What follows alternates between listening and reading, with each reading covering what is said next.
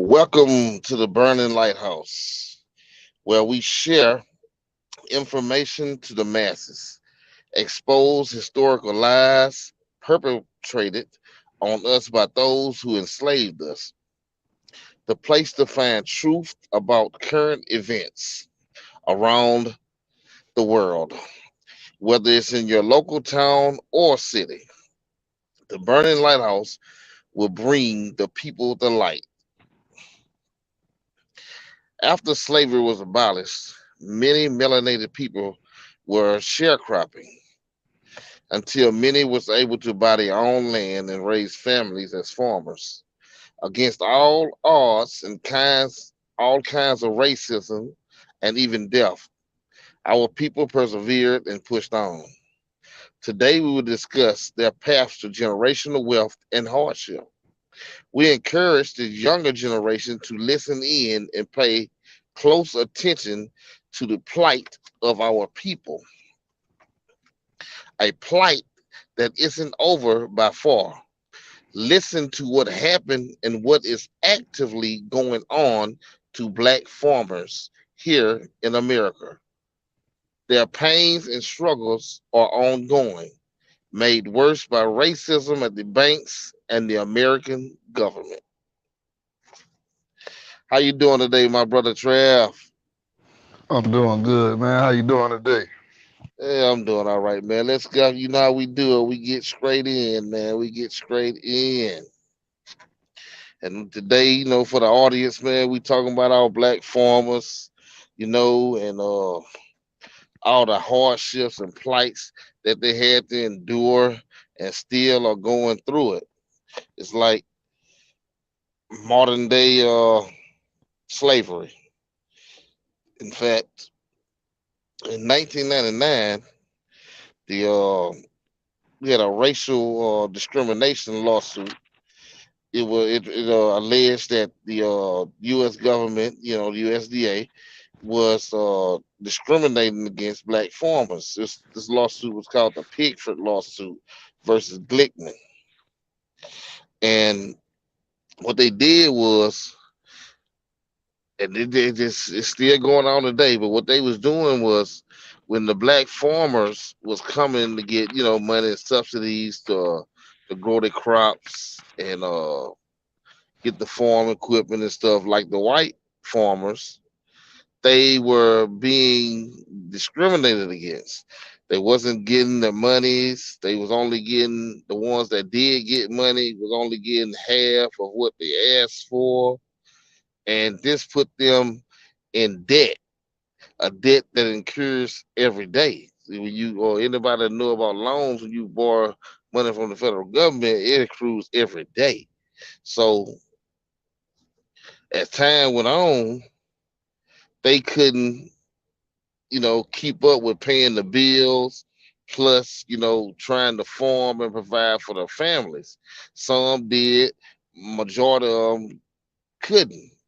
So time went on, the same things was going on, same things was getting on. They was stealing their property. They was selling them bad feed to make sure their stuff wouldn't even grow. Uh, and it was hard for them for them to keep up and farm.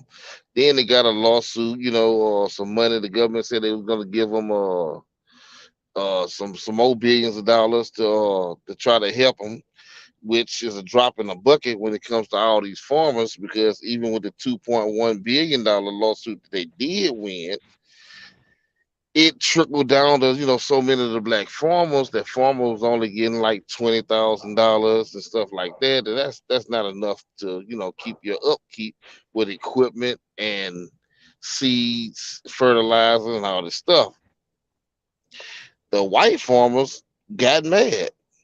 Now all these years, they was getting their stuff, so they was getting their seeds and their all their money that supposed to came to them to keep their farms going and keep America eating.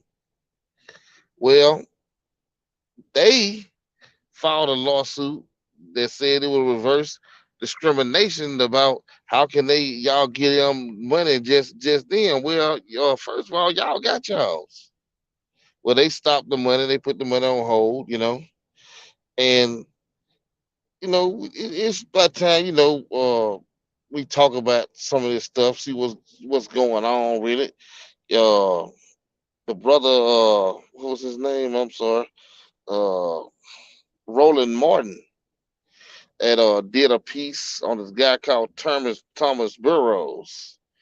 And Thomas Burroughs, he's the president of the Black Farmers and Agriculturalists. This place, time, sold them 6 tons of bad seed on purpose. So they took him to court. The judge listened to the arguments. He said these are serious allegations. So he gave them 60 days to sit down and for them to come up with a resolution. So I haven't heard the outcome on that, you know, but just as a travesty. What you think about all this trap?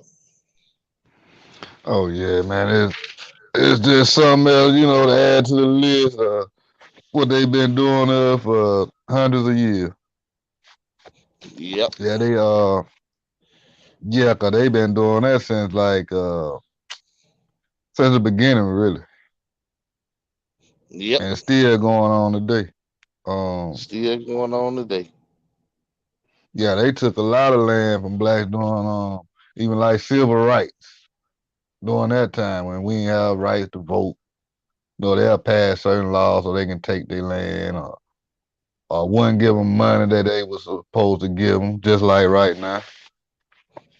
Yep. And when that's interesting, you brought up the fact that they had these certain laws. Well, I'm let everybody know that they have these laws called hair property. Yeah, the ad Now, probably, yeah. now it's like when you have a lot of people that owns land, like your mother and father worked their ass off and bought all these acres of land, and they was farming, or y'all lived on this land. And when your mother and father died, they didn't really have a will. You know what I'm saying?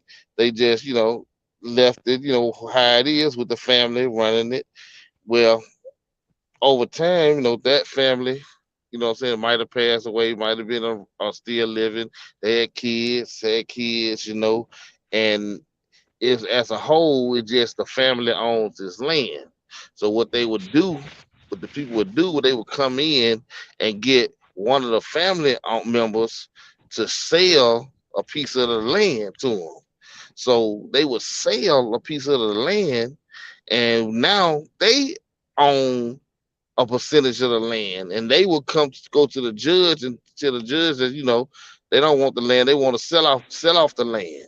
So by the law, they had everybody that had to sell off the land because they couldn't come up, what's going on or whatever. They'll come in and just sell off the land. So all these people that's been out there for years and years and farming and stuff like that, were to turn around and lose what their great grandparents or grandparents worked for all their lives. And it was wrong.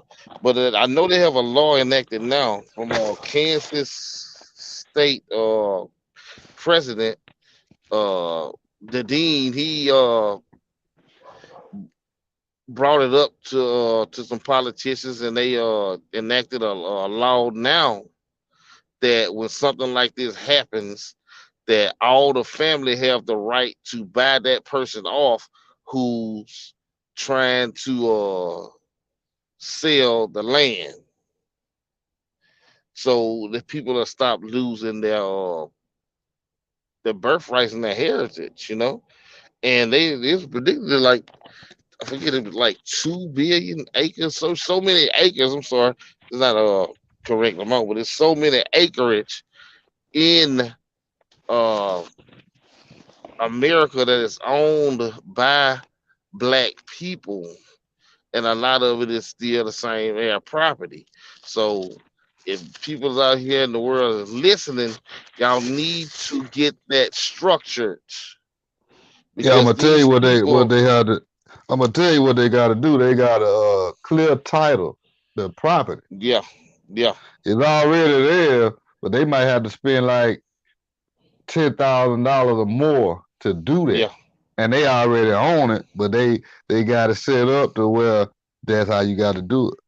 Yep. I was reading, and the lady said that that's exactly the amount that she had to spend to clear the title, $10,000. Because these predators is out there, and they are targeting black people who own large amounts of land in their family and is their property. So y'all need to pay attention to this. This is how they are stealing your land. It was a it was a family in the Delta in Mississippi. And when I say a Delta, I wish I had the map, man. I was rushing.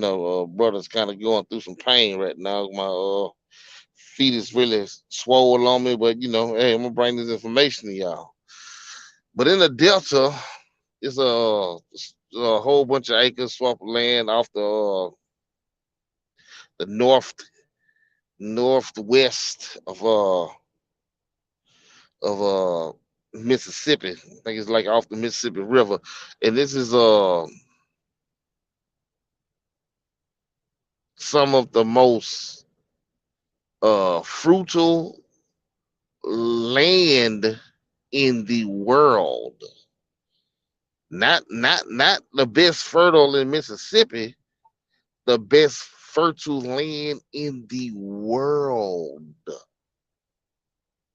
And this family uh started, the great grandfather. Actually, if I'm not mistaken, I think he's still living.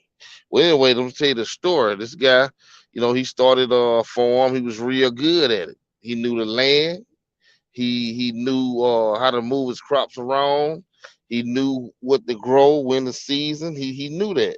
So he became, very, very, very set. They were making a lot of money. He still went through the other stuff that they was doing.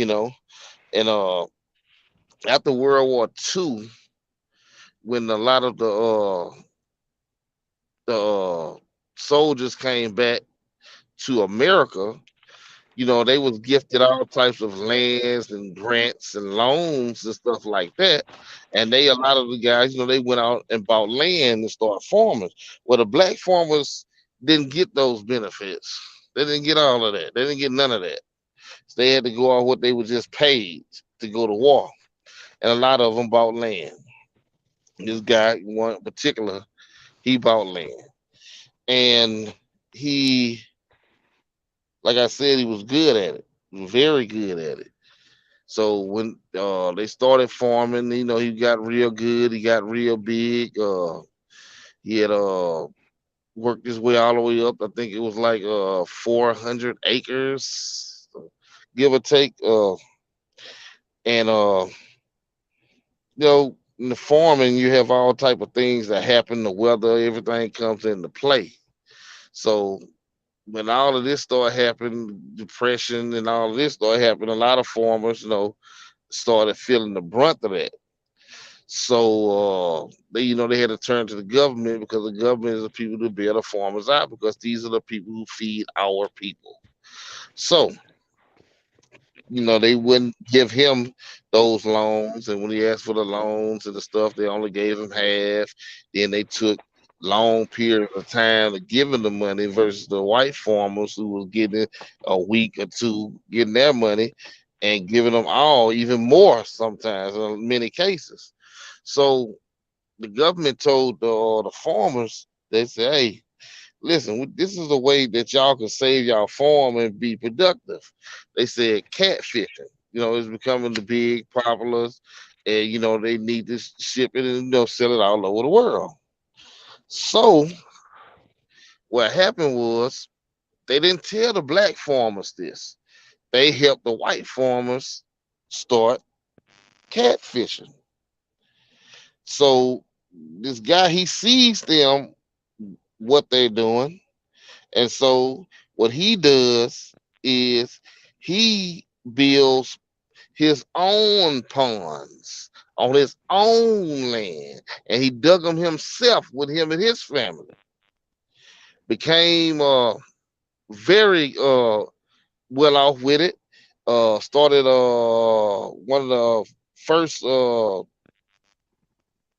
I guess soul food restaurants who sold the catfish. You know what I'm saying? He made a catfish refinery, and it was good. They made money, but still the same thing. They came back again. The government, when things got bad, and they selling the people the faulty seeds and all of this stuff.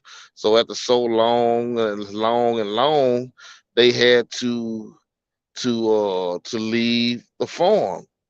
And where I think they trickled down to just so many acres, just a little couple acres.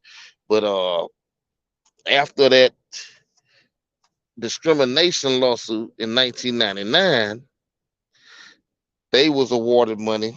They got some money, and they was able to go back to those. I think it's the USDA, the farmers people, and buy their land back. And the same man that was in there who had took all their land was still in there with that discrimination. He came in and they was able to come back and buy their land. That was a good story, but so many of the farmers didn't have good stories that ended like that. Many stories ended in tragedy, people burning their crops, burning their fields, even to the point of trying to kill them and hanging them. So a lot of them just had to leave. They just didn't have no win, and the government, knew. Just like the lawsuit said, they knew. But think about this, y'all know there was discrimination. You knew who was the head person of that establishment, and you still have him in there all these years. You know, I mean, this too much. It's too much. You know what I'm saying, Trav? Oh yeah, man. I say you just add that to the list of everything else. So that man, you gotta look at it, man. 100 years ago, it was like a million black farmers. Yep. Now you fast forward to today, it's like I think around 45,000. Yes, it was. I think it went from. I know after. I think in 1931, if I'm not mistaken. I think in 1931, it was 15% of all farmers were black. Today, it is barely 1.3%. Yeah. And they're still dying off because they still got to deal with all of the discrimination that comes with it. I mean, it's 1999 they filed the lawsuit, brother. They done 20 some years ago. You know what I'm saying? And that wasn't even I could forget the year that that Thomas Burroughs and the president of the Black Farmers and Agriculturists uh got the 6 tons of bad seed on purpose. You know what I'm saying? This wasn't even long ago. So this stuff is still going on. You know, I was reading an article about these guys down in Louisiana. The older guy. Let me see if I got his picture. I think I have his picture. Uh, okay, this is the guy right here. This is he leads the head of one of the black farmers as well. And I'm trying to find this other guy Yeah, the who's Black pushing Farmers these. Association. Yeah, so I'm trying to find this other Yeah, guy. 'cause they just took the government to court about the $4 billion promise from Biden, Yeah, the Biden yeah, administration. yeah. Cause Biden said that he was gonna give them the uh, the debt relief that would save them, but It hasn't came yet. But see what happened to the white farmers, they filed a lawsuit and that Yeah, held it, that made it hold it up even more, even yeah. longer. They said it was racism to get them that money. But I'm trying to see how the hell is it racism to give them that money, but y'all done already received that money. Yeah, cause the blacks they only received like I think around like 20 million from the COVID relief, and the white farm they done got $5.5 billion. Yeah. And that 20 million, everybody say, oh, 20 million, 20 million between all those farmers ain't nothing. That couldn't do nothing for them. Yep, and that's the small amount, but the rest of them they ain't got nothing. Yeah. Now this guy, it's three guys, it's their brothers down in Louisiana. And they're younger guys, they, been around farming all their lives. They wanted to learn farming, so they went to this guy. This guy showing you now. He told them, to get a second job too as well. So he gonna show them, and they farming and stuff, and they experiencing the same thing our ancestors experienced. You know, they're not getting the money. They're being denied without cause. The stuff they do get, they're only getting half of what they asked for, and they're still growing. So that's one thing about black folks, man. We fight against all of this type of negativity and these spirits of high that's still in a lot of these racist people, and we still move forward. That's why they do never want the playing field to be equal, because we will outshine and outrise them on every aspect of the game, and they know it. They know it. Yeah, These that's a guys, fact. three of them down there, Louisiana, trying to farm. Because a lot of black folks, we think of farming and stuff like that. We like, man, ain't going on no farming. We know why. A lot of black folks don't really want to, to the farm thing. First, the number one thing, because what we think of when we think about farm, we think about back in slavery, picking cotton and stuff like that. And we never just, a lot of us just never seen a lot of black farmers and being successful. We know where a lot of them is not successful, because the discrimination and what goes on and what has went on since the abolishment of slavery. Because even after the abolishment of slavery, black people in Alabama could even own beef farmers. This is after slavery. You could be sharecroppers, but you couldn't Yeah, own the land. You know, yeah, yeah. It was like 100 years later before we could own land. They had to pass a law for that. The Southern Homestead. That's what it was called. you know what year that was? I think that was 1866. Yeah, 1866. 1866. Yeah, that's when it was. Okay. I know, because it was just still a shame, and even then, even now, we still are pushing forward, pushing ahead. Oh yeah, then But a lot of people don't think about it. You got to think about all those black people that lost their land and got their land took over all those years. A lot of black yep, people left the South. yep, left, yeah. I see that some guys in Oregon, to younger black men there in the middle age, they're starting to embrace farming again, and farm and stuff. And man, listen, especially the younger generation, listen, man, most of everything we eat is poison. Growing your own food is the best way that you can ensure that you are getting the nutrients that you need to not have all different types of ailments and die of an early age. You wonder why your great grandparents lived so long? Because back then more people ate off the land. But with now with big farmers and stuff like this. These folks are putting all types of pesticides on All food. type of They're chemicals. feeding us chemicals, man, and it's killing us at an alarming rate. And they I think, and you know the government they engineering the food too. yeah, engineering it, and it's a shame. So I'm telling y'all, man, listen, we need to get back into farming. This is one aspect that we can accomplish. We need to get back into this type of industry. We need to start growing our own food, non-GMO, grass-fed animals. We need to get back and grow this healthy food. We need to eat more healthier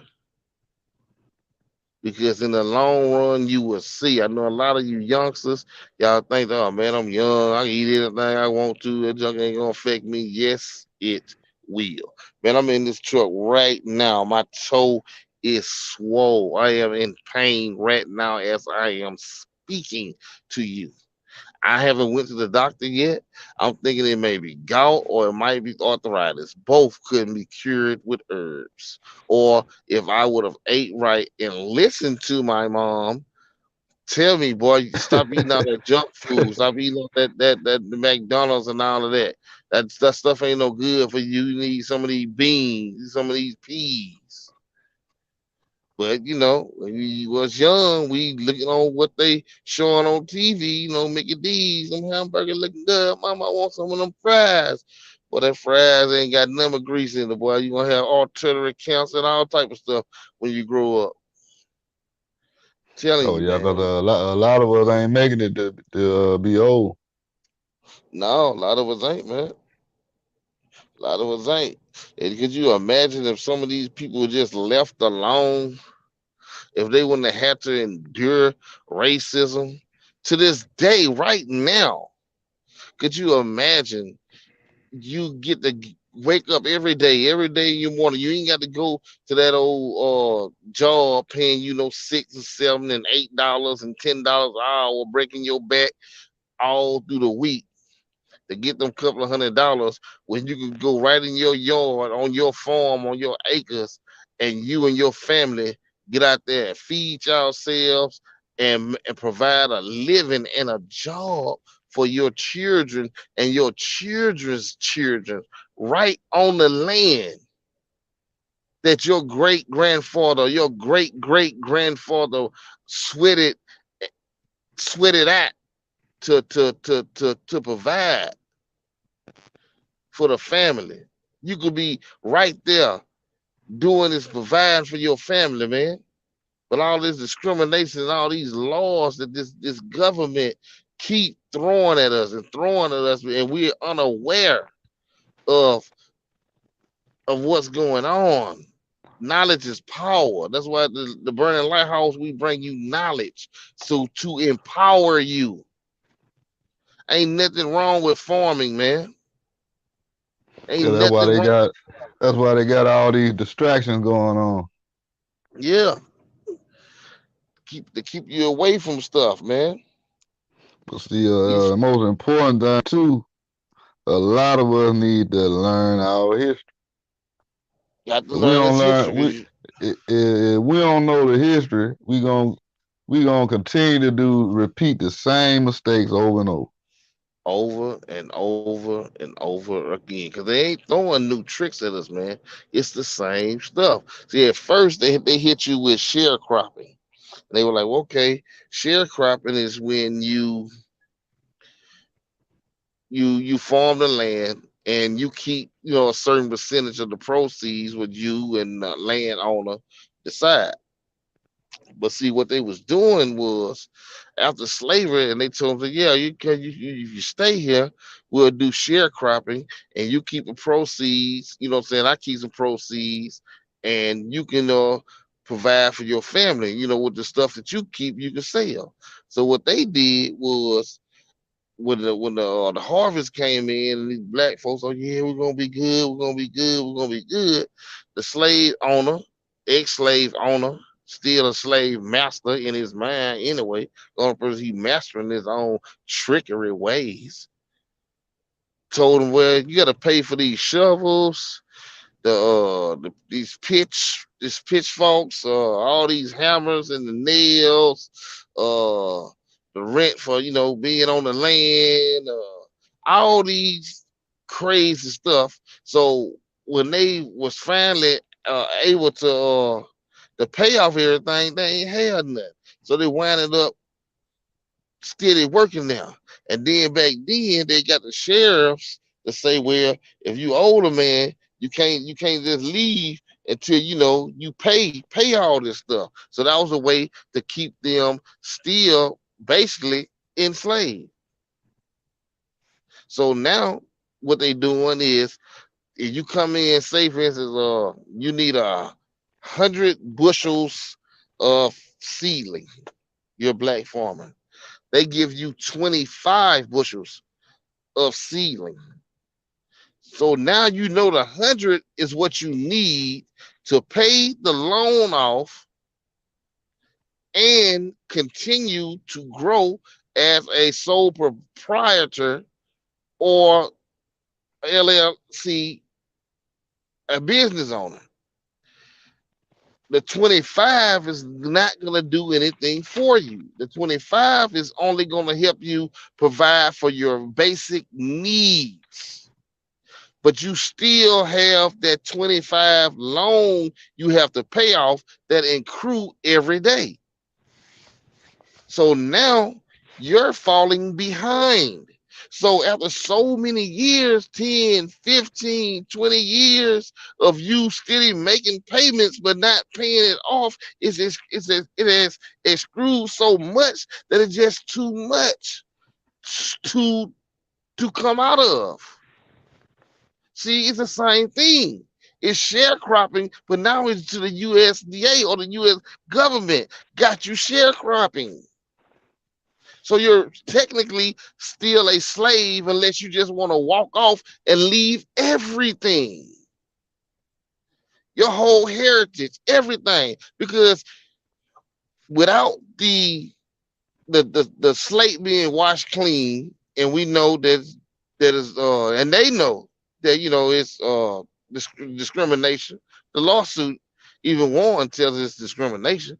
The reason why they gave him 2.1 billion, hell, this ain't gonna do nothing. Anyway, y'all still gonna be in the same predicament, you know. So we need for everybody to start speaking up. You know what I'm saying? To pay attention to what these black farmers are saying because they livelihoods is at stake.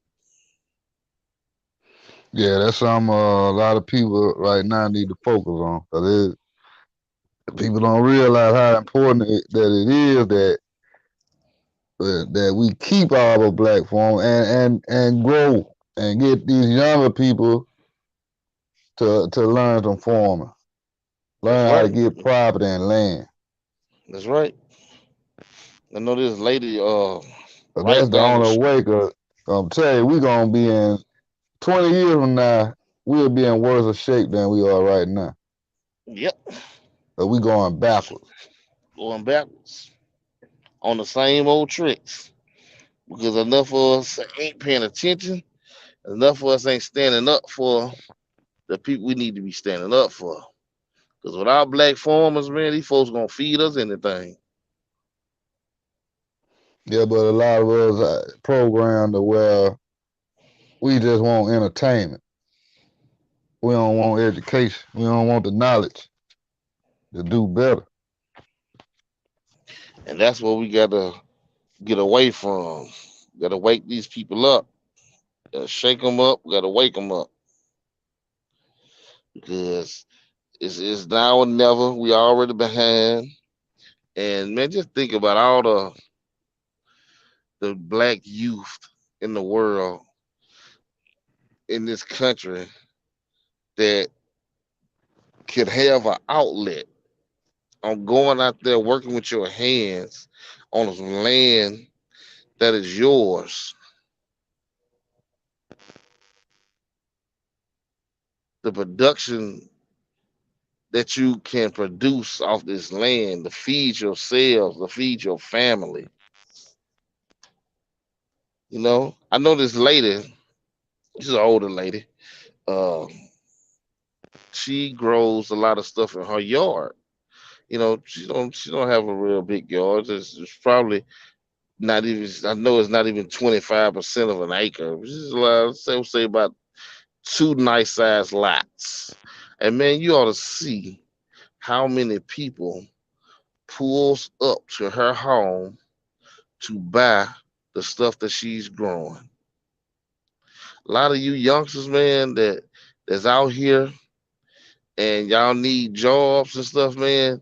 If y'all family own that house and y'all got a little land, even no matter what it is, man, grow some type of vegetation, man, greens, peppers, and stuff like that. And it goes back to the keeping a dollar in the black community because a lot of us is gonna see you doing that, and we're gonna buy the stuff that we buy from the grocery stores from you, and it's gonna help you.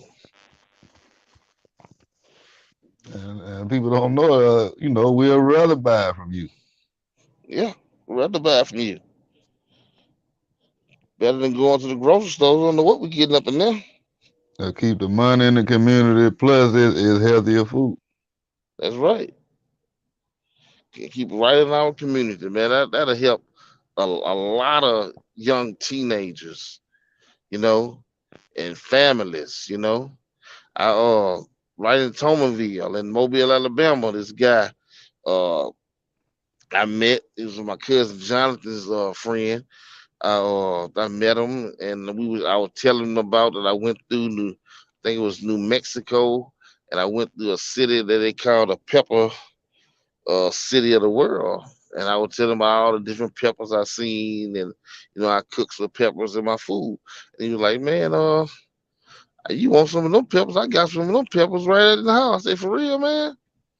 He said, "Yeah, man. My mama grew all that type of stuff, man. Do you believe I went in this man backyard, and then they backyard looked like a sophisticated greenhouse, and they had a greenhouse, and they grew all kinds of stuff in their backyard, and they had a nice clientele." Nice clientele, nice house, nice property, everything. And his mom's been doing that, 50, 60 years. So, man, I'm telling you, this is an opportunity. This is a business opportunity for a lot of people. Some of you females, single parents, families, man, buy y'all land. Start growing your own food. Sell this food to the community. Yeah, even for the It's gonna people that help don't your have income. a lot of land, it don't take a lot of land. No, I don't You take a lot of land. you don't need acres of land to grow food. No, you don't. You don't need all those animals and stuff like that. You know, you can grow just plants. You know, and if you do want to have a couple of animals, you can have that too. You don't really need all these hundreds of acres to do it. But we do have black farmers, and they have those acres, and they need to be heard, and we need to stand behind them. And I feel that if we had more people in the community that was growing their vegetables and growing vegetation and selling it to the public, that it should be a connection with them, with the black farmers.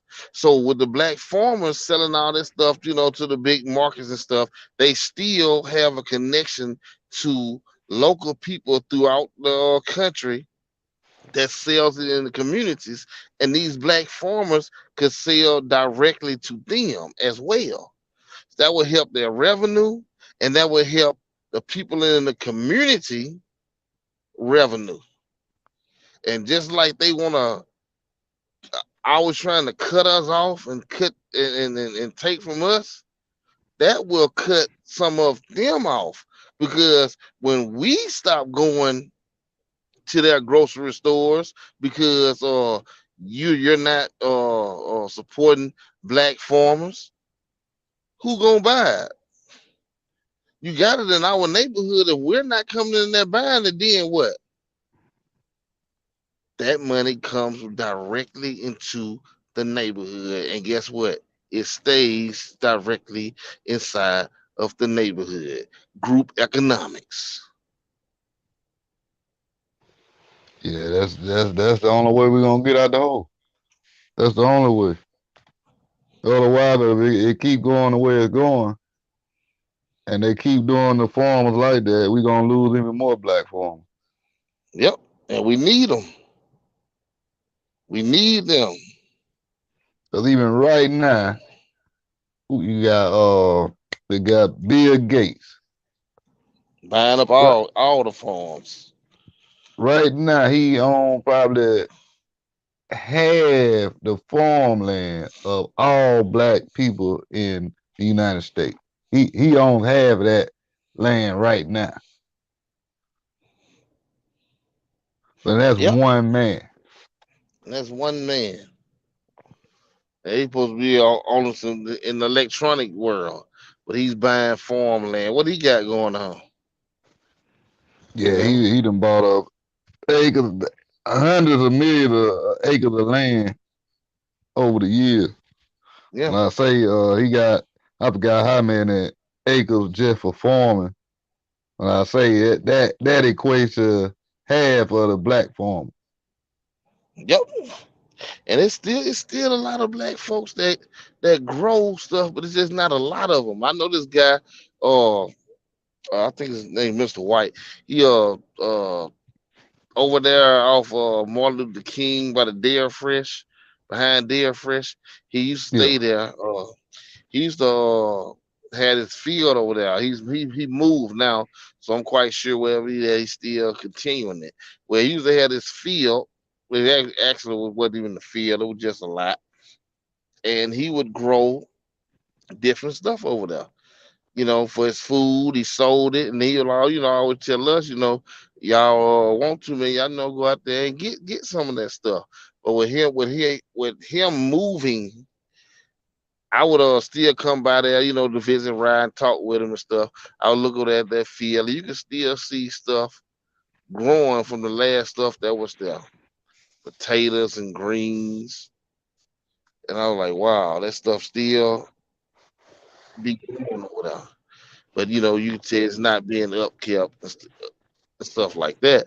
My aunt yeah, Gertrude Ellis, her yard look like a farm sometimes itself because she grows all types of vegetation, in the yard. And I remember when we was young, I remember peeling those peas and stuff like that, and we had fig trees and pear trees, and grandmama would make the pear preserves. And my mama make them blackberry pies. Blackberry pie, man, the best pies in the world, man.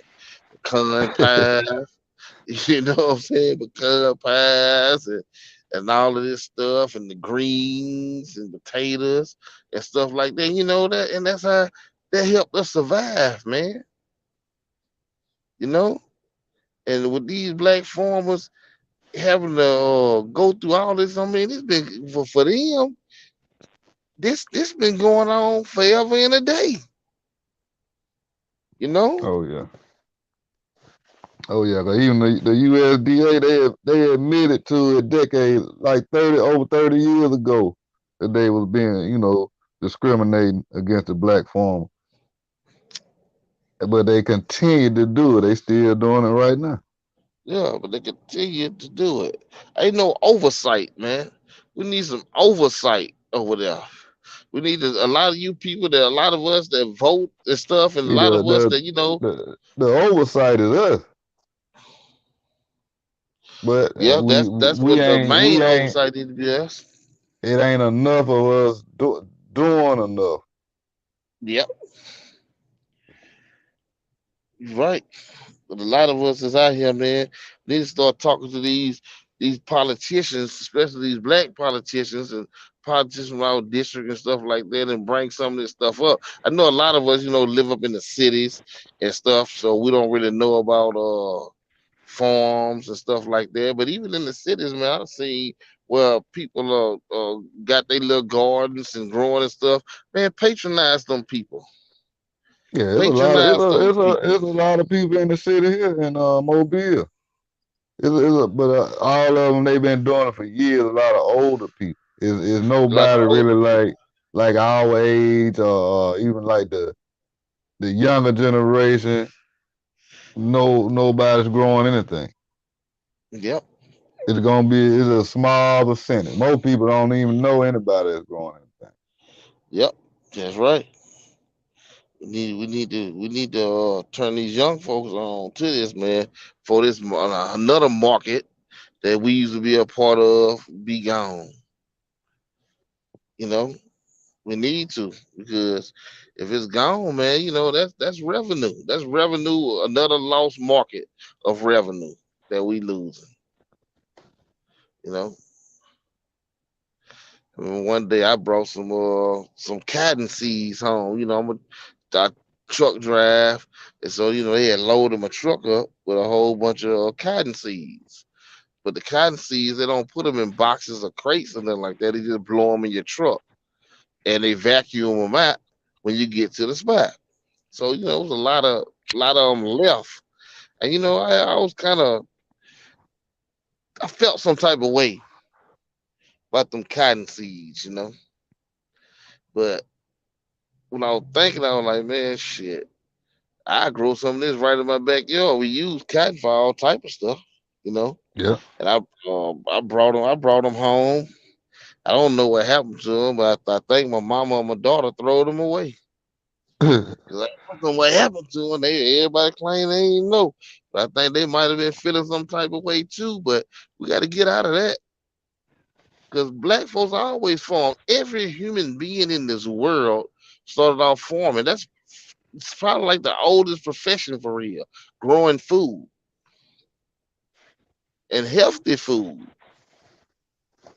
So this Yeah. this is business opportunities for a lot of you guys that's entrepreneurs, a lot of you women.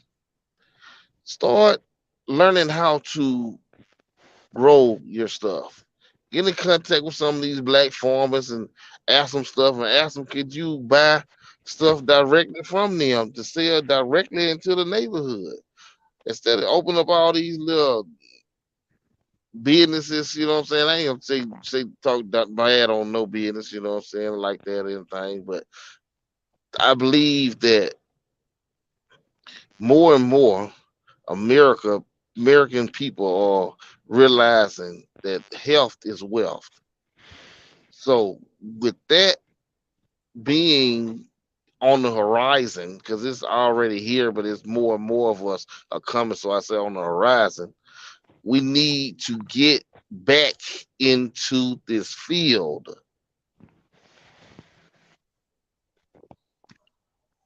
Yeah, it's a lot of waking up, over the past few years and a lot of things, especially the pandemic, when a lot of people had time to sit down and see what's going on about a lot of different things. So a lot of people then woke up, but now it's time to organize. That's right, organize. That's See what your it's about boy. right now. See your boy. What's his name? Waka Flocka. He owns a farm. He's farming. Smart man. And I said, even about Young Thug, it's a shame that boy he just had bought 100 acres in Georgia, and that's probably Okay. one of the reasons why they came down on him too. Yeah. They knew what kind of ideas he had and what he was trying to do. Yeah. The one thing about land, God created the land. He ain't gonna create no more now. So it's time, Y'all start buying some of these land, man. I don't care if it's a lot or two. Put you Oh some yeah, 'cause start stuff up it's there. plenty of land I ever see. Yeah. Plenty of it. It help feed your family. I mean, come on, man. Who don't eat corn? Who don't eat greens? Who don't eat peppers? Who don't eat tomatoes, turnips, carrots, watermelons? We eat all of this stuff. Cherries, grapes, bananas. A lot of us live in tropical places. The South is a tropical place.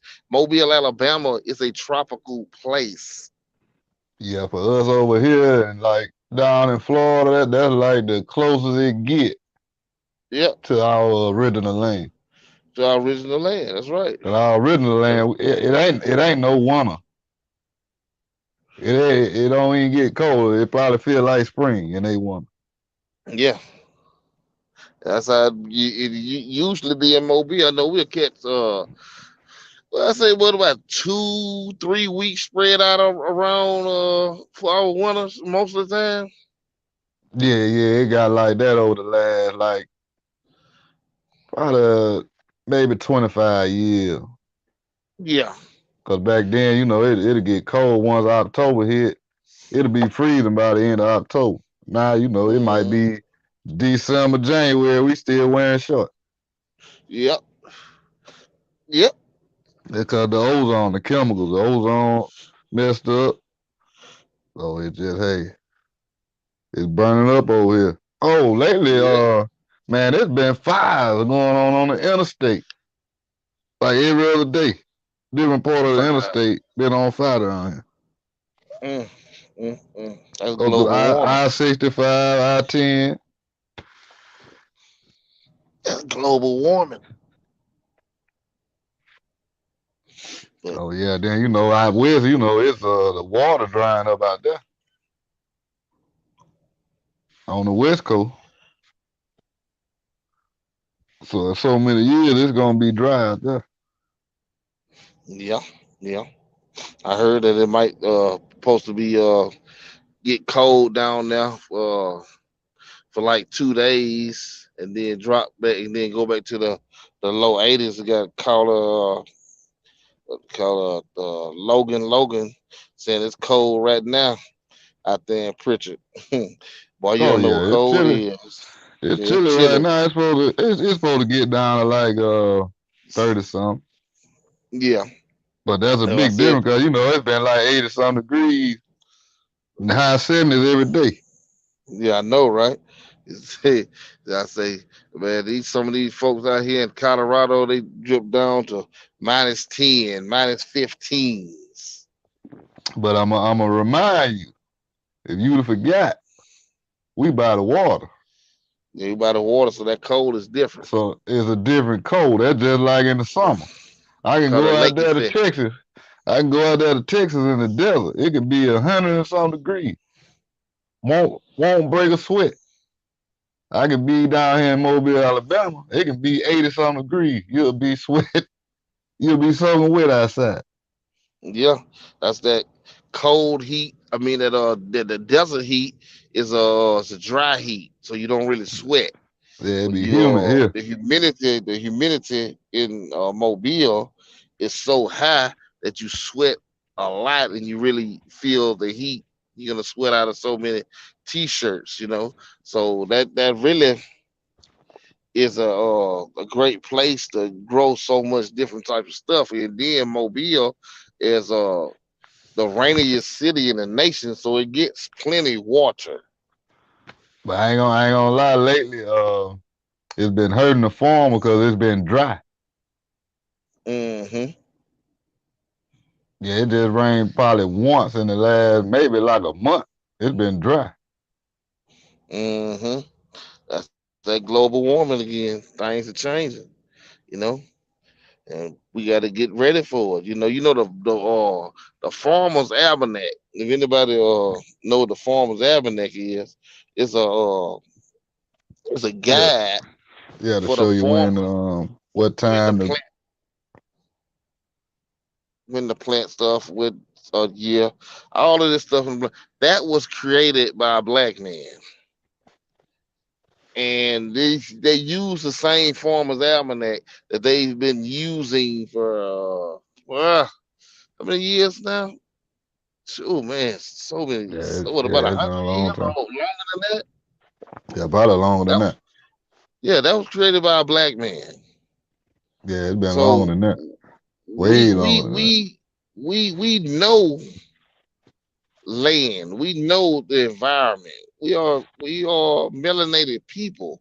We are one with the universe. When you growing stuff, you put your soul and your spirit into that ground to help stuff grow. I don't know how many spiritual people is actually listening to this, but trust me when I tell you this, man. We need to get back into this field. These younger generation people, y'all need to realize what's going on, and this is a perfect business opportunity to help you in all your righteous endeavors. Get in contact with some of these black farmers. I'm quite sure they will work with you. They need it just like you need it. The stuff that you can't grow or don't have enough property to grow everything that you want, buy it from them. Sell it to the community.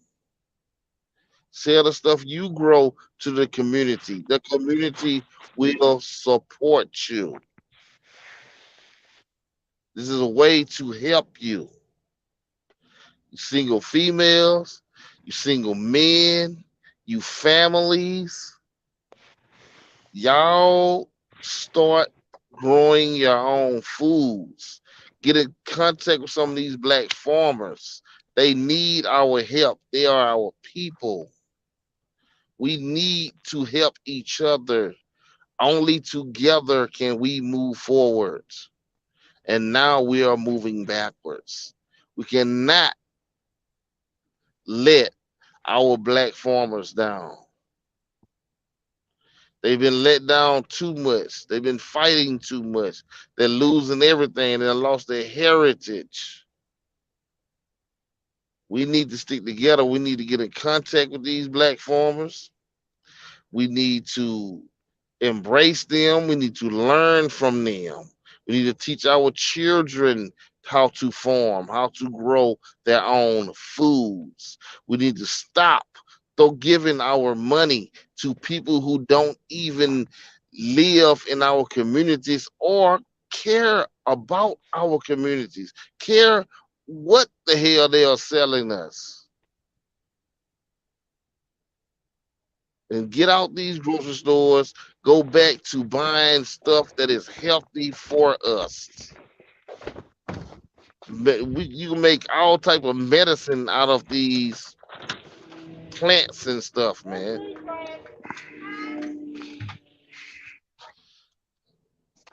So I'm telling you and begging you,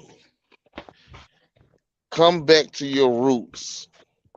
There's nothing wrong with farming, but there's a lot right with it. This is a perfect opportunity for people looking for opportunities to invest money and to make money. To hire some of these middle school kids, show them how to grow stuff in your yard, pay them some money to help you grow, to watch over your plants and stuff. Show them how to plant. Sell your commodity. Sell the stuff that you grow to the communities. Reach out to these black farmers. Buy some of their materials, buy some of their vegetation that they are selling to these big places.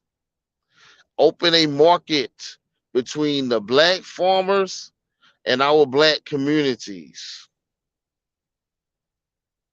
We need this. They need this. And we need to help each other.